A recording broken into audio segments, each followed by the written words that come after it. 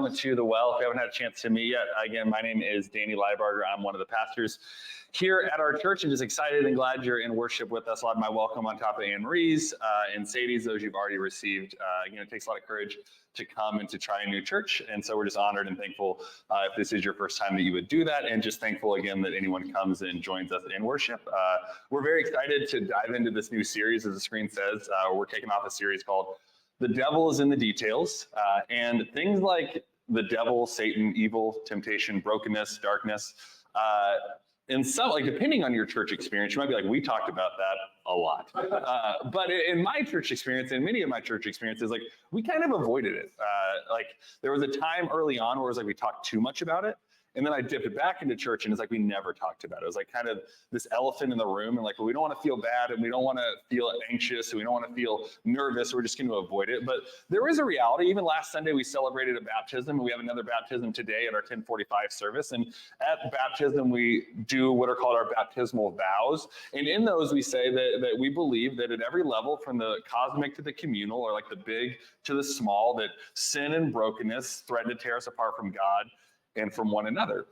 But as the video said, we also believe that brokenness doesn't have to be the reality, that like as we partner with Jesus, we actually get to put these broken pieces and broken things back together, that we have a God who is a God of restoration and a God of love and a God of grace, not a God of brokenness. And so we have this opportunity to partner with God. And so over the course of this series, what we're going to be doing is looking at some things that I think, as those baptismal vows say, threaten to tear us apart from God and from one another, things that I think, whether you personify the devil or the enemy or Satan as like a real person, or it's like this kind of idea that's ethereal to you, like however that exists, like for you, the idea that sin and brokenness do seep into our world, I think, is a reality that many of us can grab a hold of and grapple with. And so again, during the course of this series, we're going to be talking about that. And today we're going to be talking about division, which I think is like one of the biggest ways that like sin and brokenness can seep in. And it's kind of the bedrock of where we're going in this, because everything we're going to be talking about, like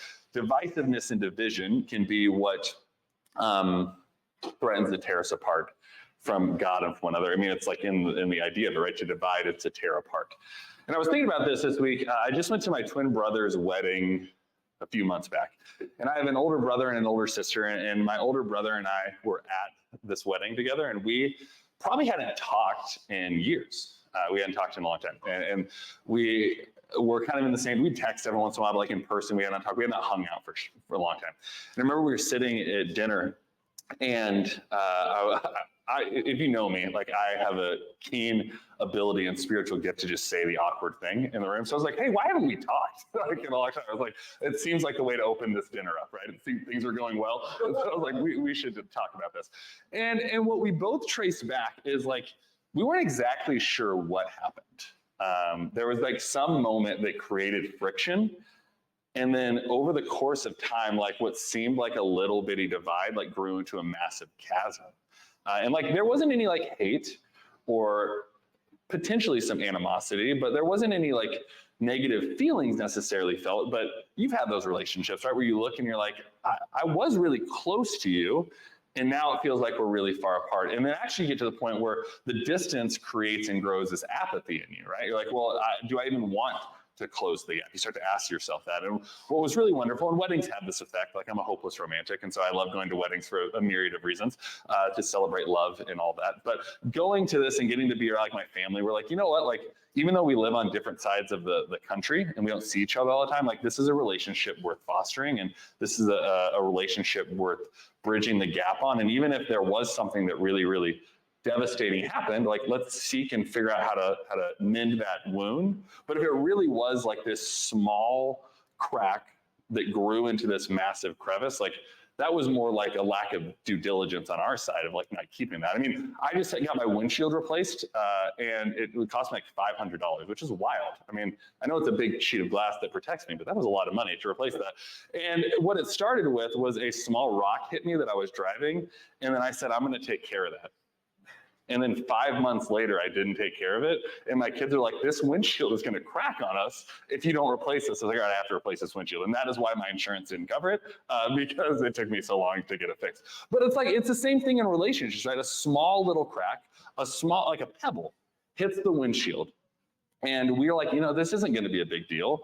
I can tolerate this, or it's maybe going to fix itself. We know it's not going to fix itself, but we look at it and we're like, maybe this is going to fix itself. And then days turn into weeks, to months, and maybe years. And then all of a sudden there's this massive spider web of other cracks and crevices that get created.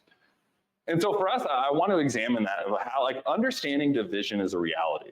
In the same way that sin and brokenness do at every level threaten to tear us apart from God and from one another, that's a reality. Division is a reality, but it's a reality that we don't have to live into. We can choose the opposite. Just because it's something that exists in our space doesn't mean it's something that we have to embrace as a reality that we want to be true in our life. And so if you're keep taking notes and want to write this down, our sermon in a sentence would be this, that I do truly believe that division leads to destruction, but unity actually creates power with us. Division creates, just like my windshield, it destroys things. That windshield is now gone. It has been thrown away. It is no good to anyone, and it destroyed that windshield. And in some ways due to my negligence and the small little rock that seemed insignificant, but it created destruction. But unity, and if I put a little bit of filler in there and brought it back together, this thing that was a small crack would dissipated. And so for us, as we're looking at our relationships with each other, primarily, division is something that can seem very, very insignificant. We're divided on this issue. We're divided on this belief. We're divided in this area we live.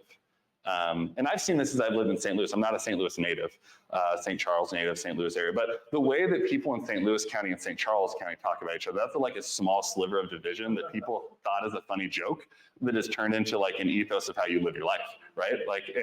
We've let this small little chip in this pebble turn into how we actually engage with one. There is this interesting idea that things that seem very small and insignificant grow and grow.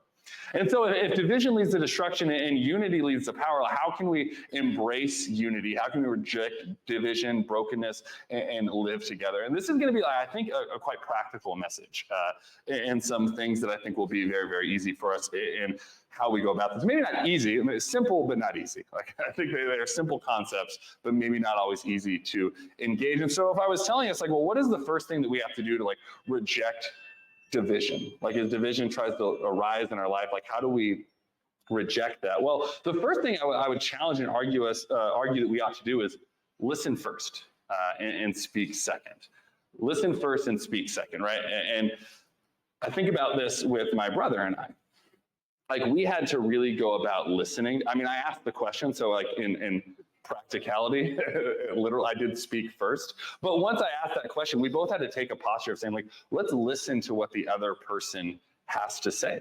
How did they perceive what was going on? How did they understand what was going on? And actually listen to that. Oftentimes when I'm sitting across from someone, my natural inclination is to listen to know what I'm going to say back, to listen, to prepare to speak. If I'm in an argument, that is almost certainly true. How can I listen to figure out how I'm going to respond to you? Very rarely am I that was actually a really good point. Thank you for challenging me in that. But I think that's what Jesus would argue that we should do, right? To listen, to actually listen, not to listen, to wait, to speak. And in the book of James, it's a New Testament epistle, in James 1:19, it says something to this effect, everyone should be quick to listen. Should be slow to speak and slow to become angry, that everyone should listen. And James in this letter, he's trying to encourage and uplift the church, and they're to give a little cultural context of what's happening in the church. Sometimes we look back at first century Christianity, that's the glory days. That's the time we should go back to. In some ways it really was. That whole book that we look at and read is them fighting about how to manifest what it means to follow Jesus in their everyday lives. And so we read these really challenging words, telling people to not do this in church, or to not eat this, or to do this practice. We see things in the book of Acts, the Council of Jerusalem, where they're arguing about who should be included. They are trying to figure out how to avoid divisiveness. And if you dive into those stories, and I actually encourage you to read the Council of Jerusalem, as you go into this, there are some strong words said by people, but one of the things that's underlying in this is there's a lot of listening going on. They're well, I want to understand why you think that only Jews should be included, but Gentiles don't count. Or on the other side, why do you feel so strongly about the idea that Gentiles actually are a part of this way of Jesus, that it's actually extending out past the group that we thought it was first for? But if they were going about this, and it was all about the rhetorical skill and their ability to stand up and talk and to pontificate about the things that they believed, like no one would really draw any closer to anything other than what they already know and hold to be true. And so if we're going to be people that actually overcome division, which I think, especially in the world that we exist in today, we can parse ourselves out in echo chambers by where we live or who we vote for or what sports team we follow. Like we know that as we head into like an election season, like that creates a level of tension within families. Like we look at things like, I'm like nervous for like Thanksgiving dinner. Like that like makes me nervous. So like, what is Uncle so-and-so going to say, right? Like that makes me nervous. And I just hope that I don't become Uncle so-and-so someday. But it like makes us very nervous, right? Like we go into those moments. But what would happen if we in all of these situations said, you know what, first thing I'm going to do is listen. Not listen to prepare myself to speak, but listen to truly hear what this person has to say. But I think it doesn't just end there. As we listen, I think what's going to predicate how we respond is what's going on within us. And I think to respond in a way that Jesus would, we have to choose first humility and set aside our ego. Like we can't lead with ego, right? And if you know anything, I've mentioned this a few times, maybe we should do a sermon series on it, the Enneagram. If you've ever looked at the Enneagram as a personality profile, I'm an Enneagram 8. Those are known as challengers. Another way to put it, and I feel safe saying this because I am an 8, we oftentimes just think we're right about things, right? Like we feel like we have arrived at perfect knowledge and perfect, like all of these things. And so when I go into a conversation, like sometimes I can be really, I've gotten good at listening. I've learned to listen really well. But then what I do is I say like, well, I feel very secure and strong about what I believe. Like I can start to feel ego creep up. Like, well, I put my time and my effort. It's kind of like the sunken cost fallacy, right? Like I put so much time and effort into this belief. I've put my energy behind it. I posted 16 times last week on Facebook about this. Like I've argued with friends and I've lost friends and family over this. Like it becomes a thing. Like you look at everything you've lost or you've put into it, which I think is an ego thing, and that rises up. And we always say like, I'm actually more attached to being right with this idea than I actually am about what I believe. And I don't know, maybe that's a me thing. I don't know if you've ever been there, but I've had ideas and beliefs and ideologies that I look at and I'm like, am I more interested in holding on to this because it's what I've held on to for a long time, which I would argue is ego? Or is this something that I truly believe? And I think as Jesus would challenge us, like it doesn't just start with us listening first, so that is obviously important, but we have to embrace and choose humility over our own self-thought and ego. And Philippians actually has a really interesting verse on this. It says, don't do anything out of selfish ambition or vain conceit. So like the idea of like, this is all about me or desire or being right. And then this vanity idea, like that I've somehow arrived at perfect knowledge. But rather in humility, value others above yourself. And this is really interesting because in the letter of Philippians, it comes out of a larger context where they talk about Jesus. And one of the things they say that like Jesus didn't put on essentially pride to be like, I am God. The Greek word that it says that he's like, he didn't plunder the divinity that he had, which is one of my favorite lines because it makes me think of like pirates, because pirates plunder. But like he didn't like say like, my divinity is something that I'm going to steal. So Jesus himself doesn't even put on ego, right? He embraces humility, and that's what Paul says in Philippians. He's like, he takes on the brokenness of a human, brokenness of a slave, takes on a criminal's death on a cross. He does all these things that they're not ego acts, that are not pride acts, but he embraces humility. And so this line of here is saying, don't do selfish ambition or vain conceit. That's coming in the context of Paul arguing, like, look at what Jesus did. Like, he did not exploit his own power, his own divinity. He took a very humble path. And so for us, as we're thinking about like, how do we overcome division? Like listening is an amazing first step.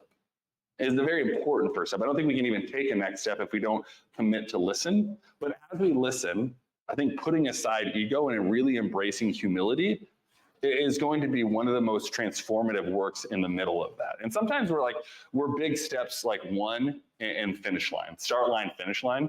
And then we forget there's like a whole race in between. There's like this whole moment. If there was like a middle ground where the meat and potatoes happen, like humility is the meat and potatoes of this. Like you can't start without listening, but you can't really run without humility because you're going to keep tripping. You're going to keep falling. You're going to keep thinking you are the ultimate end all be all. Like really pushing aside ego and embracing humility is something that is quite amazing. And when we do that, like you've been in those situations perhaps, or at least I know, like when someone embraces humility over ego in a conversation with you, it is the most like disarming feeling like I've ever seen. Like you sit and you're like, this person is really interested.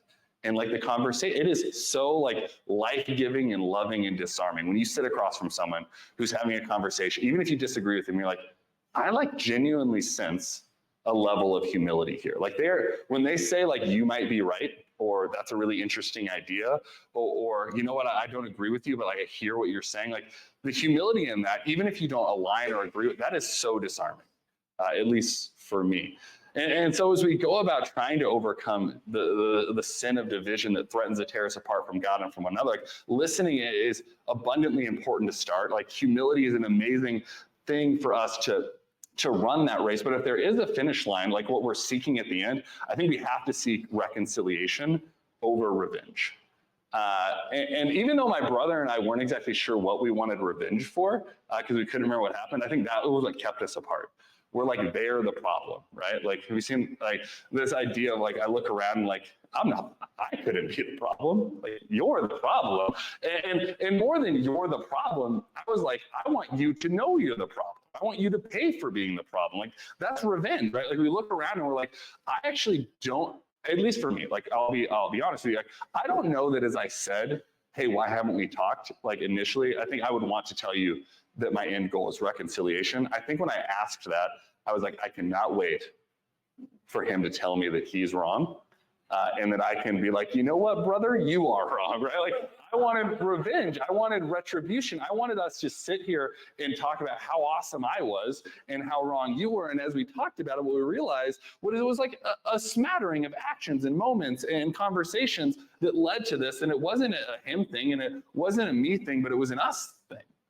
And when it's an us thing, like there can't be revenge, but there can certainly be reconciliation. Like there can be us brought back together. And revenge is something, or retribution is something that is one-sided. It's unilateral. Like I get it, but you pay for it, right? Like I get it, but you're the one that has to fit the bill, right? But reconciliation is something that we are collaboratively working at together. Like reconciliation cannot be done alone, right? When you look at things around racial reconciliation or the reconciliation of gender equality or any sort of broken system of oppression or whatever that exists, like reconciliation is not a one-sided act. And anywhere you've seen an attempt to be a one-sided act, it doesn't usually go well, right? Like that's grandstanding perhaps, right? Or that's like pulling the cart while the other person's like sinking their heels into the ground. But for something to really change, to be restored, for a gap to be closed and a divide to be shrunk, like reconciliation is a collaborative work that has to be done together.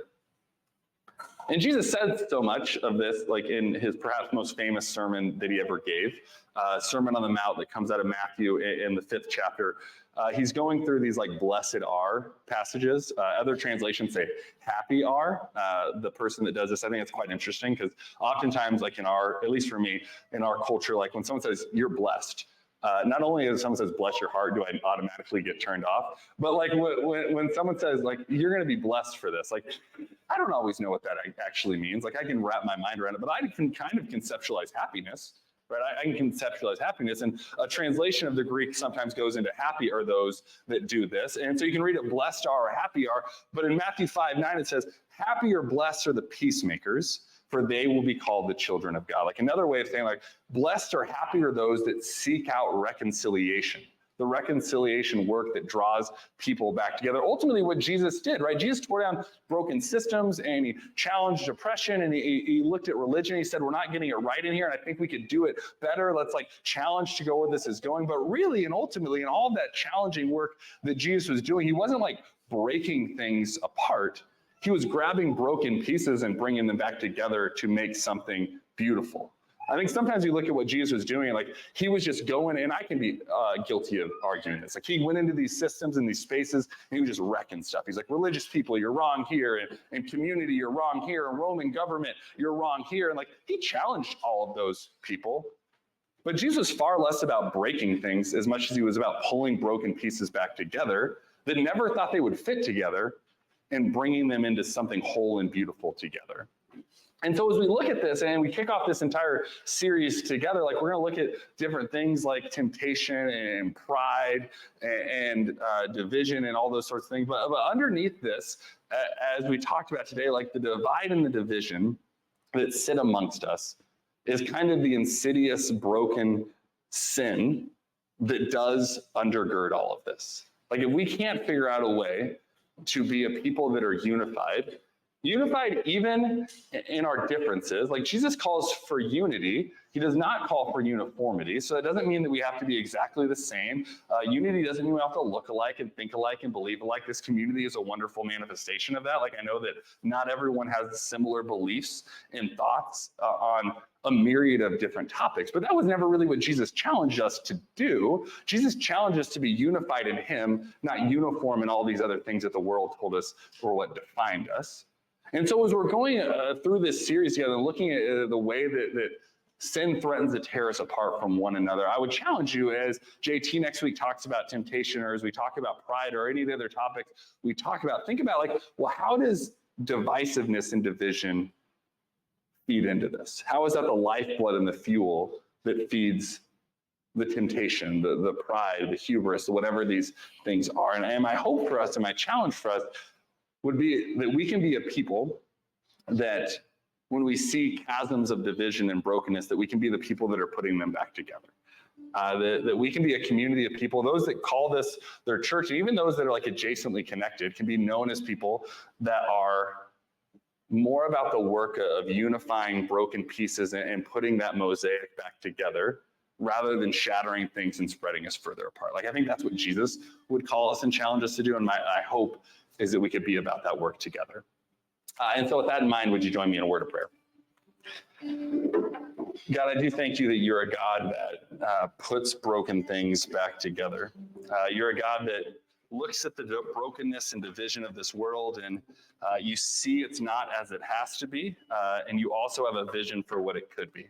And you invite us into that work. And so I just ask that you would continue to challenge us and invite us to be people that are about your way, your love, your grace, a grace that is ultimately bond together in a radical and head-scratching level of unity, but an understanding that within unity that we get to be the people uniquely that you created us to be, so that we can conform to you and not to this world, but we can be united in you.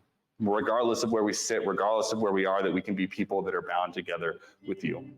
And so God, as we continue to worship, help us draw closer to you, to one another, and all that we do as we share communion, as we sing songs. We just ask that this would be a time to worship and reflect and draw closer to you. Praise God in Jesus' name. Amen. Hey there, thanks again for tuning in to the Wells service. I'm glad that you would take some time and be a part of our online community. If you would like to get more involved or learn more information, there's a QR code here that you can scan, and it'll take you to the Wells app where you can find ways to give, ways to get connected if you'd like to get involved in a small group, and all of our upcoming events. So hope to see you at all of those, and we'll see you next time.